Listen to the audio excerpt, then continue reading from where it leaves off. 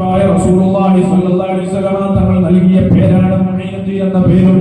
ഇന്നി വദഅതു അലാ റഅസിക താജ വിലായത്തി ഹിന്ദുസ്ഥാൻ, ഇന്ത്യ മഹാരാജ്യത്തിന്റെ കിരീടമിതാ ഞാൻ നിങ്ങൾക്ക് ചൂടിത്തരുന്നു എന്ന് മുഹമ്മദുർ റസൂലുള്ളാഹി സ്വല്ലല്ലാഹു അലൈഹി വസല്ലം തങ്ങൾ പറഞ്ഞിട്ട് അജ്മീറിലേക്ക് പോകണമെന്ന് അവിടുന്ന് നിർദ്ദേശിച്ചതിന്റെ അടിസ്ഥാനത്തിൽ 40 മുരീദന്മാരുമായി വന്നതാണ് ഖാജ തങ്ങൾ. വിശാലമായ ചരിത്രമാണ്. അന്ന് രാജ്യം ഭരിച്ചത് പൃഥ്വിരാജ് ചൗഹാനാണ്.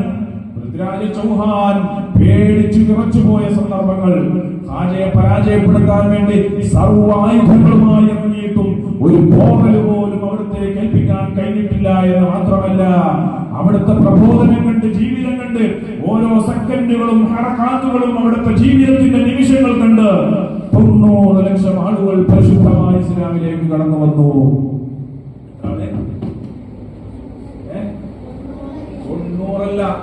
90 ലക്ഷം. 1 കോടിക്ക് 10 ലക്ഷം കുറവ്.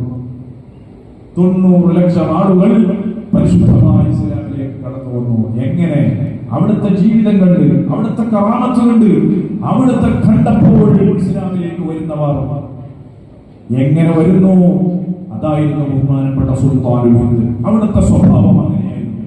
ബഹുമാനപ്പെട്ട ഖാജ ഖുതുബുദ്ദീൻ അൽ-ബഖ്തിയാർ അൽ-കഅ്ദഹി ഖദ്ദസല്ലാഹു സിർറ.